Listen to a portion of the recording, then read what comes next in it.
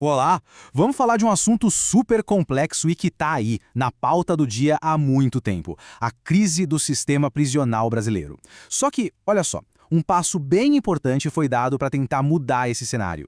E é sobre isso que a gente vai conversar hoje, a evolução e os desafios gigantescos desse sistema. Para começar, vamos direto para o número que sinceramente assusta. A projeção é de um déficit de mais de 200 mil vagas no sistema prisional até 2025. 200 mil é um número que, por si só, já mostra o tamanho do buraco, a dimensão do problema da superlotação que a gente enfrenta. Beleza. Para a gente entender como se chegou a esse ponto e o que está sendo feito, nosso papo vai seguir por 5 etapas. Primeiro, vamos ver o sistema em colapso. Depois, o surgimento de uma nova força, a missão dupla que ela tem. Aí a gente entra nos vetos do próprio sistema. E, por fim, qual o caminho para o reconhecimento de verdade? Então vamos lá. Ponto 1. Um sistema em colapso. E é importante entender que as consequências dessa crise, que já é crônica, elas transbordam, vão muito além dos muros das prisões. A superlotação, na verdade, é só a ponta do iceberg, o epicentro de uma falha sistêmica bem maior. Pensa só no efeito dominó que a falta de espaço causa. Primeiro, as condições ficam desumanas, insalubres, degradantes. Isso, claro, gera um barril de pólvora, né? Alimenta rebeliões, fugas e, o pior, contribui para uma taxa de reincidência altíssima. O ambiente vira um terreno fértil para o domínio de facções criminosas. E aí elas controlam tudo. Entrada de droga, de celular, minando qualquer chance de ressocialização e, no fim das contas, afetando a segurança de todo mundo aqui fora. E aí a gente chega num ponto que é quase um paradoxo. Porque a nossa lei, a Lei de Execução Penal, é super avançada no papel. Ela prevê uma execução de pena humanizada.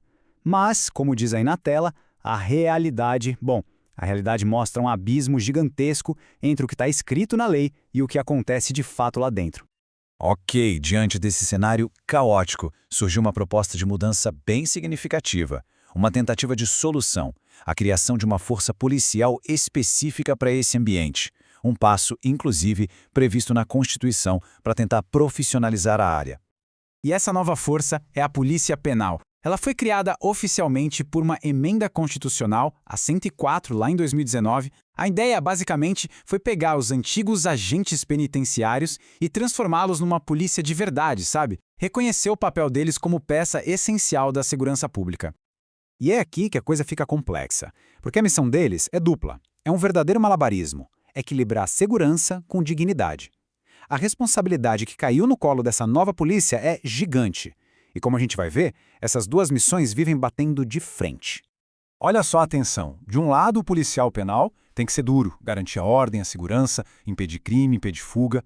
Do outro lado, ele tem o dever legal de garantir a proteção, o tratamento humano daquela pessoa que está presa. É como ter que equilibrar dois pratos muito delicados ao mesmo tempo. Na teoria, lindo. Na prática, um atrito constante. Mas espera aí, será que só criar uma nova polícia resolve tudo? É aqui que a nossa conversa dá uma guinada, sabe? Será que um novo nome, um novo uniforme, tem o poder de consertar problemas que estão, assim, enraizados na própria estrutura do sistema? É a pergunta de $1 milhão, né? Criar a polícia penal por si só é o suficiente para acabar com a crise? E essa pergunta tira a gente da discussão sobre a solução e nos joga para outra. Quais são as condições para essa solução realmente dar certo? E a resposta é bem direta. O sucesso da Polícia Penal não depende só dela. Depende, fundamentalmente, da melhora do sistema inteiro. Não adianta ter o melhor motor do mundo se o resto do carro está caindo aos pedaços, entende? A polícia pode ser super bem preparada, mas se o ambiente em que ela trabalha é falido, o resultado vai ser sempre limitado. Isso nos traz para o nosso último ponto. Qual é, então, o caminho para o reconhecimento? Para que a Polícia Penal consiga, de fato, cumprir sua missão, o sistema como um todo precisa mudar, se apoiar em 4 pilares. Vamos lá, são 4 desafios estruturais que precisam ser superados. Primeiro, e mais óbvio, controlar a superlotação. Não tem como fugir disso. Segundo, acabar com o tratamento desumano, é o básico, garantir direitos. Terceiro, fechar o cerco de vez contra a entrada de celulares, drogas, o que for. E quarto, talvez o mais importante a longo prazo, investir de verdade em ressocialização, em educação, em trabalho, preparar a pessoa para voltar para a sociedade. E para não dizer que isso é só um sonho, uma utopia, existem exemplos que mostram que dá para fazer diferente. O modelo da PAC, por exemplo, é um deles.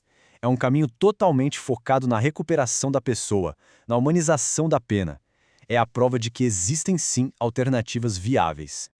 Então, no final das contas, a gente volta para o mesmo ponto. A valorização da polícia penal não vai vir só de um pedaço de papel, de uma mudança na Constituição. Ela depende, de verdade, da transformação do sistema.